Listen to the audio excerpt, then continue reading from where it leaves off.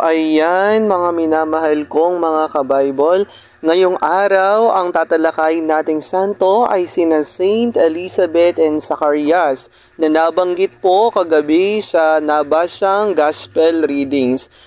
Ang dalawa pong ito ay mag-asawa na pinsan po ni Saint Elizabeth, si Maria, na kung saan sila po si Zacharias at si Elizabeth ay mga magulang po ni San Juan Bautista.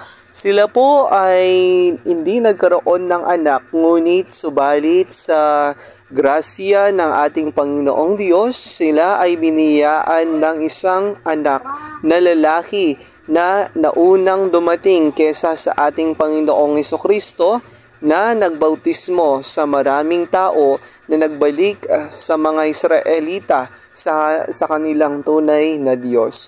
Saint Zacharias